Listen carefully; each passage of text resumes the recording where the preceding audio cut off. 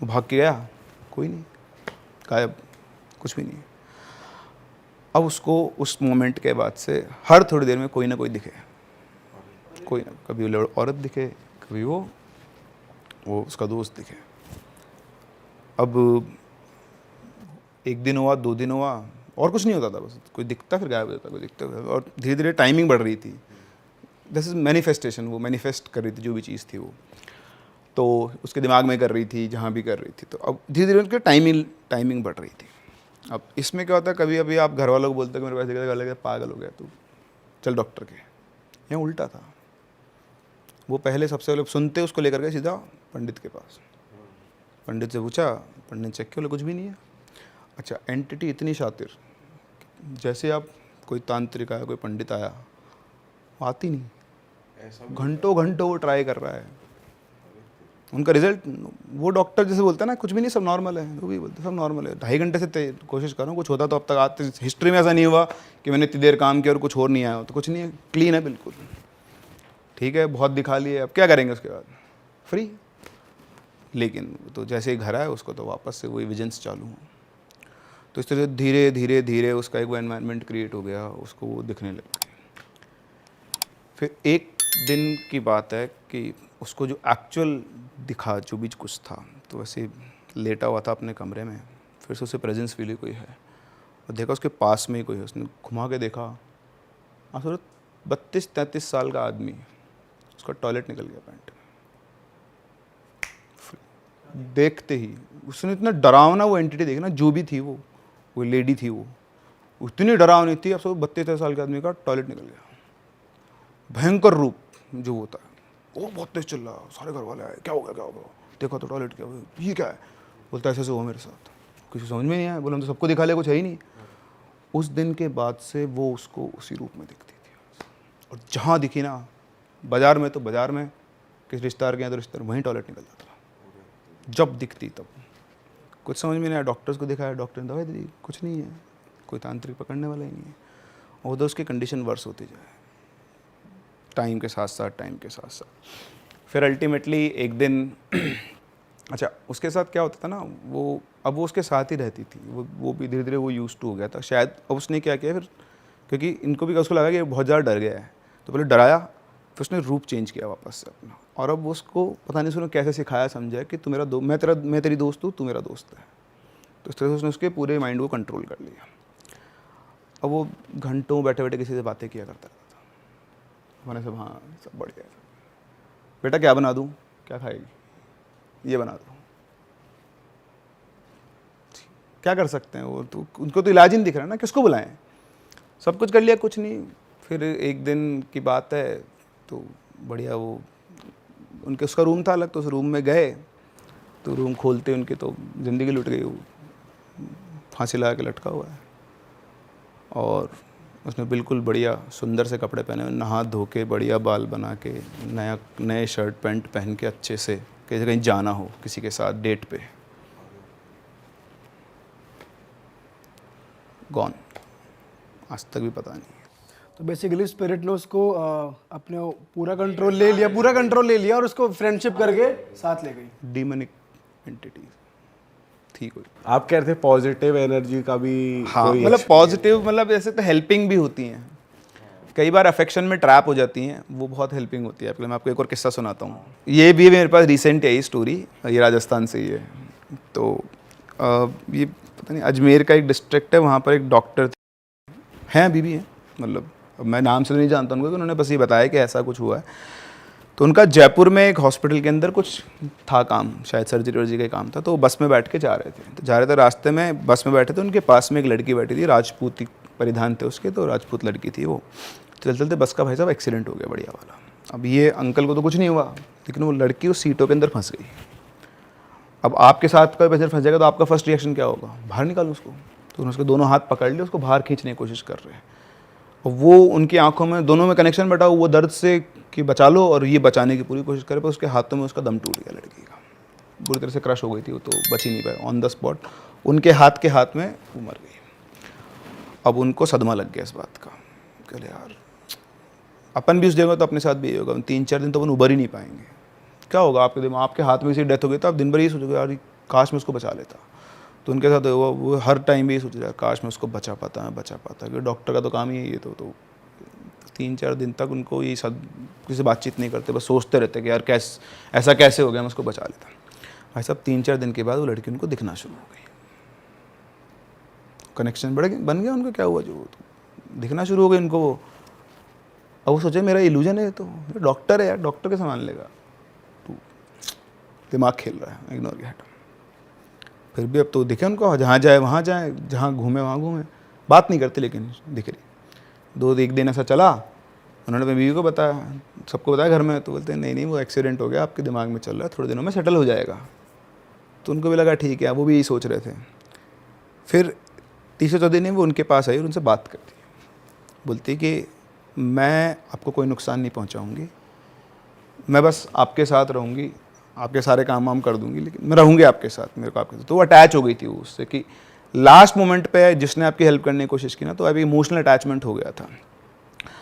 तो वो बोलते कि अब मैं तो इधर तो मेरा फिजिकल वर्ल्ड में कुछ बचा नहीं, पर आप में ही मुझे अपने पिताजी दिखते हैं, तो मैं तो आपके साथ रहूँगी। तो बोला ठीक है रह ले, अगर नुकसान नहीं करे तो मुझे क्या दिक्कत है। अब वो उनके साथ ही रहती, उनको कोई भी छोटा मोटा काम हो, ये कप लाना है, क्या? हाँ कप लाना है तुरंत? कुछ भी काम करवाना है आपको। तो अब वो छोटे मोटे ऐसे काम करवा लेते पहले, तो उनको लगा यार ये सब क्या चल रहा है ऐसा। तो उन्होंने एक दिन बोला उससे, ऐसे वो सिगरेट पीते थे, स्मोक करने की आदत उनकी, तो बोलते कि मेरे को सिगरेट पीनी है। उस कमरे में ना मेरी बीवी का पर्स रखा हुआ है, वो लेकर आओ। पर्स आता है, वो पर्स खोलते हैं, उसमें चेक करते 450 रुपये पड़े थे। बोलते अब ये जहाँ से ले वापस वहीं रख दो, और रख क्या जाती है। फिर वो खुद उठ के जाते हैं अपनी बीवी के पास, बोलते हैं कि मेरे को पैसे चाहिए। तो बोलते मेरे पास पैसे नहीं है। तो बोलते क्या बात कर रही है, टेस्टिंग हो रही है तो। तेरे पर्स में अंदर वाली चैन है ना, उसके अंदर 450 रुपये पड़े हैं। तो बोलते नहीं पड़े देख लो। बोले लेकर आ। वो लेकर आते एग्जैक्ट 450 रुपये पड़े। तो तुमको कैसे पता? तो इसलिए मैं तुमसे बोल रहा था ना कि वो लड़की मेरे साथ रहती है, वो तेरा पर्स मेरे पास लेकर आई थी, मैंने गिने अपने हाथ से, उस कमरे में लेकर आई थी, वापस तेरे जहाँ रखा है ना वहीं पे, बता भी दे कि पर्स यहाँ रखा है तेरा। उनको लगा ये तो गड़बड़ है। तो उन्होंने बोला ऐसे कैसे हो आप, हाथ में थोड़ी घर में रखेंगे। तो बोलते नहीं उसने बोला हुआ है कि अपने को किसी को नुकसान नहीं करेगी, कोई भी छोटा मोटा काम हो तो अपना वो कर देगी। तो अब भाई उन्होंने बोला कि अरे तो ज़्यादा ही ज़्यादा है। तो उन्होंने बोला कि देखो घर में ना ऐसे आत्मा रखना अच्छी बात नहीं है। हाँ उनकी वाइफ ने बोला अपन इसका इलाज करते हैं। बोले नहीं कुछ नहीं है, तुम चिंता मत करो, किसी को नुकसान नहीं पहुँचाएगी। अब भैया वो दोनों का तो बाप बेटी का रिश्ता बन गया। वो तो जैसे बेटी बाप की सेवा करती है ऐसे वो सेवा करती है, कुछ भी चाहिए आ जाएगा, कुछ भी करवाना है। तो अच्छा ये जो इंसिडेंट हुआ था ना, ये डेथ वेथ का शौक में आ गए थे वो, तो ये करीबन 1 महीना हो गया, तो हॉस्पिटल गए नहीं। तो एक दिन चिंता में बैठे हुए हैं, तो वो आके पूछते क्या हुआ।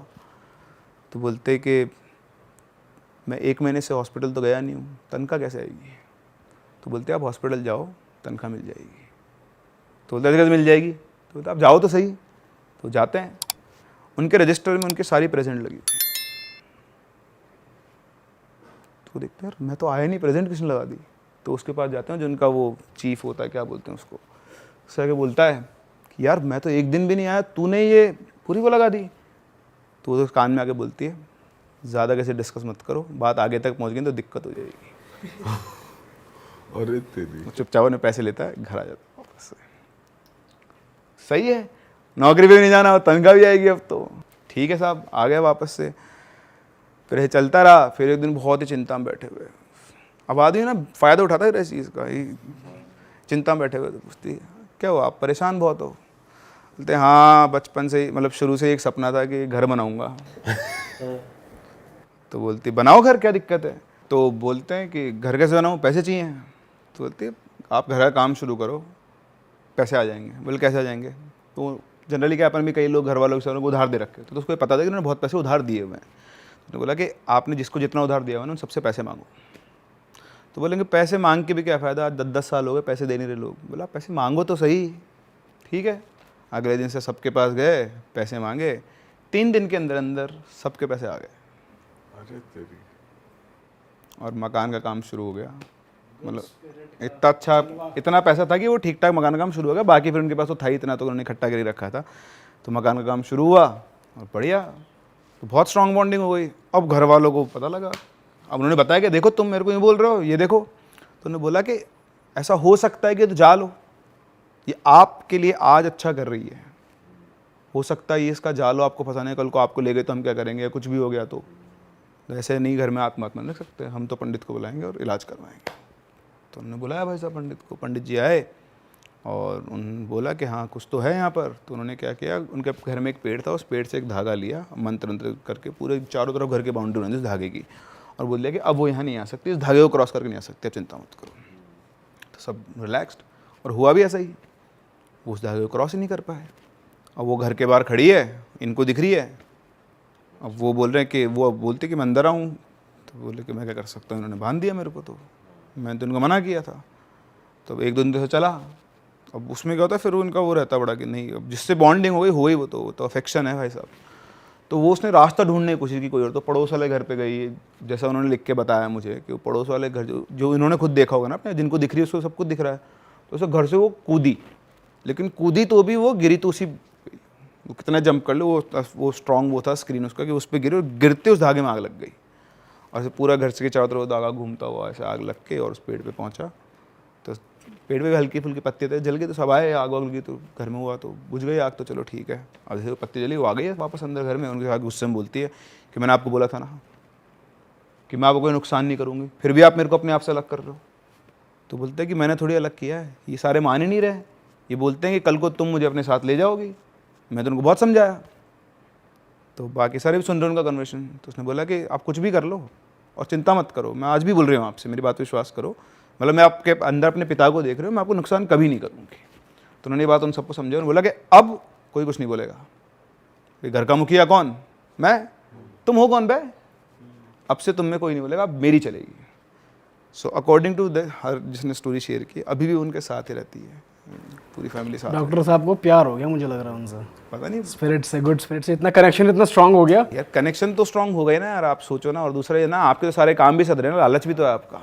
उसका लालच क्या है कि उसकी तो वो लास्ट में जो इमोशनल होता है वो जुड़ गया, हाँ, लेकिन उनका क्या है, उनके तो नुकसान तो है नहीं ना कुछ भी, उनके तो काम सध रहे हैं। वो ओवरऑल वो वाली चीज देख रहे हैं कि भाई इस तरह फायदा हो रहा हाँ, है। तो वो क्या ना, जब लास्ट मोमेंट पे उसकी डेथ हुई, वो जो कुछ भी हो रहा होगा प्रोसेस में, वो इमोशन इतना स्ट्रांग था कि यार ये आदमी मेरी कितनी केयर कर रहा है, लास्ट मोमेंट मेरे को बचाना चाहता है, तो वो अटैच हो गई उसके साथ, लैच हो गया, वो बंधन जुड़ गया एक, और फिर उनकी लाइफ चल रही है। अब मैं भी खैर जानता नहीं उनकी लोकेशन, तो उन्होंने मेरे से लोकेशन तो शेयर नहीं की है, कभी मौका मिलेगा तो ज़रूर जाना चाहूँगा उनसे मिलने। राजस्थान में तो घूम ही सकता हूँ कहीं पे। इनसे तो जाओ मिलने, हाँ, मैं भी सोच रहा हूँ ये, बिल्कुल, क्या पता आपके साथ भी एक और पॉजिटिव कनेक्ट हो जाए। भगवान है कोई। सर आप एक आगरा की स्टोरी बता रहे थे कि आगरा में कुछ ऐसा कुछ हुआ था। हाँ, वो तो अनबिलीवेबल स्टोरी, आप मतलब उसका विश्वास ही नहीं, वो तो आप बोलोगे कि ये पॉसिबल ही नहीं है, और मुझे भी लगता है, ऑनेस्टली होता है ना, ये पॉसिबल नहीं है।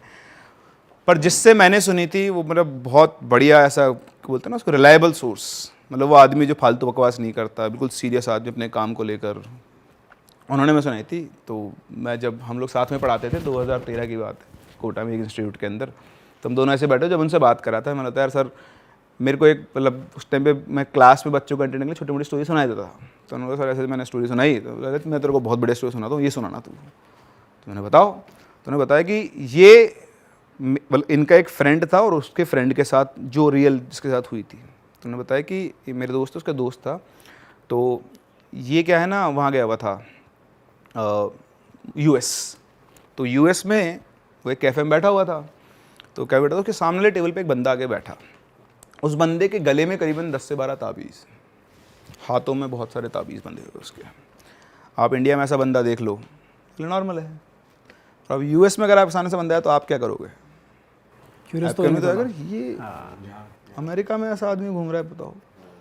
तो अब तो चलो ठीक है, अब तो फिर भी ऐसा देखते हैं, कल्चर को फॉलो करते हैं। आप देखोगे वृंदावन जाके तो बहुत सारे फॉरेनर आते हैं।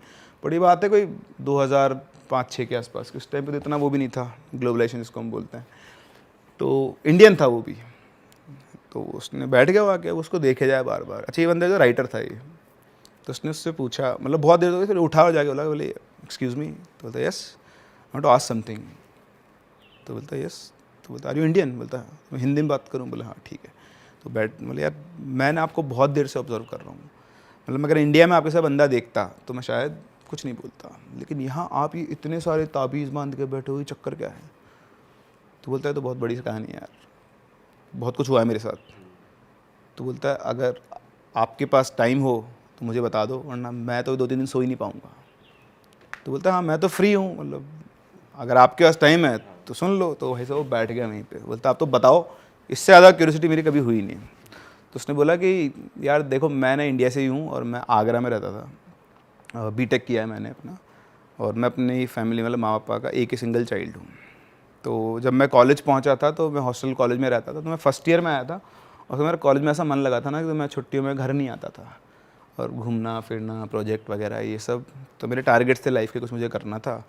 मतलब एक सॉफ्टवेयर कंपनी, बड़े इंजीनियर, वही उसकी CS ब्रांच थी, तो बढ़िया कोडिंग वोडिंग भी करता था, सब कुछ था उसका। तो 3 साल बाद वो घर आया, जब 4th ईयर में उसकी जॉब लग गई, बेंगलोर की इस कंपनी में उसकी जॉब लग गई थी। तो घर आया बहुत टाइम बाद, यार अब 1.5 महीने बाद वापस जाना है, तो अब घर वालों के साथ रह लेता हूँ, क्योंकि फिर जॉब में चला गया तो फिर वही रहेगा।